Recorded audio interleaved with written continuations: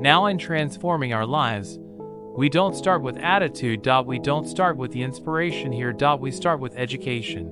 Somebody says, "Well, I expected to just come get motivated today." Well, that probably won't do it. Somebody says, "By now we should be standing on the chairs, waving the flag, singing the old gray mare. Get it going here." No, that's not where you start. Life change does not start with inspiration. Life change starts with education. You've got to be educated to the point of where you might have messed up. My teacher put it in blunt, simple language.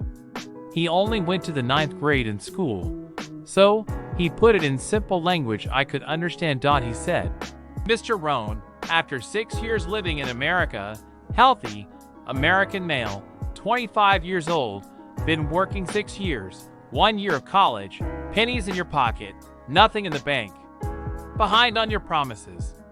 Shove said, "I just got one simple explanation for that. You've messed up." Now I can understand that kind of language. Substitute a Hershey bar for an apple means you've messed up. Should walk around the block, could walk around the block, won't walk around the block. You have messed up. And all you've got to go is right down through the list. Don't need some teacher to come by and tell you. Be your own best teacher saying, "Hey, let me make a list of some places I've messed up. Because if I let this down, that probably affects the rest." And the answer is, that's true. We don't start with inspiration. We start with education. Somebody says, "Well, just motivate this guy. He'll be all right. Just motivate him. Get him turned on." Probably not. If a guy is an idiot and you motivate him, now you've got a motivated idiot. It won't be all right. We start with education. What's the first education? If it isn't going well, and you live in America, you have messed up. You don't need to change countries. You say, "Well, the country is messed up." That's like cursing the soil, and cursing the seed, and the sunshine and the rain, which is all you got. Don't curse all you got. When you get your own planet, you can rearrange this whole deal. But this one, you got to take it like it comes. Number 2 is attitude. Here was number 3, activity. This is the work part, the labor part, taking action. And the activity is the miracle working piece. A miracle being something we don't quite understand how it works. Doesn't mean it doesn't work. Means we just didn't quite understand how it works. Miracles work. God says, "Now, I'm an amateur on God, but here's my best analysis." God says, "If you'll plant the seed, I'll make the tree." Now, that's a good arrangement. Number 1, gives God the tough end of the deal. What if you had to make the tree? That would keep you up late at night trying to figure out, how do you make a tree? Say, "No, I'm telling you, the mystery of the miracle of this stuff has already been set up." God says, "I got the miracle going, and I got the seasons going. I got some sunshine and some rain, and I'm God. But the way I've arranged it, I just need somebody to plant the seed, not chant." In California, they're trying to chant to get this stuff done. Forget this California stuff. You don't have to rub a crystal and sleep under a pyramid. This stuff's too easy. Getting rich is too easy. Changing your life is too easy. Forget all that. Massive bombard, affirmation. Forget all the my opinion. Ocean waves and seagulls? Come on, this stuff is too simple. Just simple, easy stuff. But if you neglect it, that's how it piles up year after year. But if you're willing to straighten it out, and here's one of the keys, it's called activity. It's called disciplines. Turning wisdom from your philosophy and inspiration, the strengthening of attitude and faith, courage, commitment, and all the stuff that comes from attitude. If you're willing to take these 2 qualities, philosophy and attitude, and invest it into activity, you could have a miracle. Anything short of that? No miracle. Wisdom doesn't perform a miracle.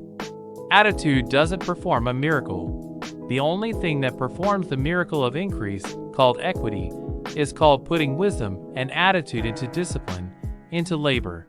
And this labor now can perform a miracle. And here's the two parts to the labor. Point 1, do what you can. Number 2, do the best you can. Can't give you better advice than that. Number 1, do what you can. You just got to go home and make a list after today. And here's the question to ask as you make this personal list. What am I not doing that would be easy to do? That could greatly change my health, my wealth? What am I not doing, I'm neglecting, that would be easy to do? Just go home and answer that question personally. You don't have to put the answers on a public bulletin board. This is just all personal stuff. From the walk around the block, to the apple, to what to do with your money, which we're going to cover today. What does a child do with $1? We're going to cover that today. Errors and judgment, disaster, few simple disciplines, wealth, beyond imagination. And if you'll pick up the activity part, the miracle working part, plant the seed part, take care of your part. The soil will take care of its part, the seed will take care of its part, the seasons will take care of their part, the miracle will take care of its part. If you'll take care of your part, called putting it into activity. Action. Works miracles. 2,000 years ago on April 13th, one of Jesus' disciples.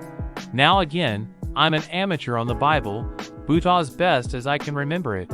One of Jesus' disciples said to Jesus, "It's time to pay our taxes, and we don't have any money." That's how come I know it was about April 13th. This statement by his disciple, Jesus said, best as I can read the record, Jesus said, "No problem." Now, why could he say no problem? Well, word has it, he was a miracle worker. Word has it, if you're a good student of history, word has he was a miracle worker. If you handed a problem to a miracle worker, what would he be inclined to say? No problem. You've got to hang out with folks like that. I belong to a small group like that. We do business around the world. You hand these guys a problem, they say, no problem. How many books would they read to solve it? As many as it takes. How early would they get up? Early as it takes. How much information would they get? As much as they needed. So, it's what? No problem. You've got to hang out with folks like that. He said. This will be no problem. The tax thing, he said to his disciples. It's simple, go fishing. Wow. Now, that was easy for this particular disciple. His name was Peter. And Peter was a fisherman. How clever. How clever. But here's the real problem. If you should fish and you could fish and you don't fish, you got no miracle. You could change, you should change, you won't change. That's called accumulated disaster. In 6 years you'll be explaining instead of celebrating. Having some ragged list like I had, reasons for not doing well, pennies in my pocket, could, should, don't, disaster. And if you'll just start the process of change, could, should, and will, you can start this whole process. And if you will then put it into action, the miracle belongs to you. Jesus said to his disciples, it'll be simple. Go fishing, and the first fish you catch, look in his mouth. Peter said, okay. He was used to strange things happening in this relationship. Peter goes fishing, catches the first fish, looks in his mouth. Guess what's in the fish's mouth? Coins. Peter says, wow, coins. He starts counting the value of these coins, and he adds it up.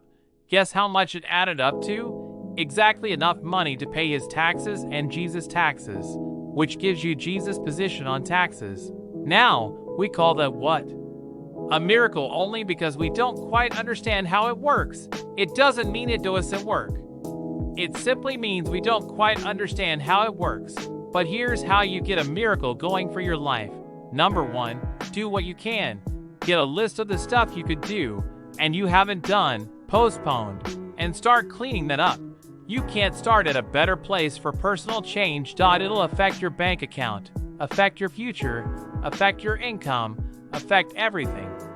You can't start a better life change process than cleaning up what you should be doing. A man says, well, my mother lives down in Florida. I should have written her 6 months ago. I just can't seem to get that letter written. I'm asking you to get that letter written. Clean that up. And don't walk like other people walk. Don't postpone like other people postpone. You say, well, is it as simple as writing a letter? And the answer is yes. Where else would you start for life change, personal change? You don't need a pink package to fall out of the sky.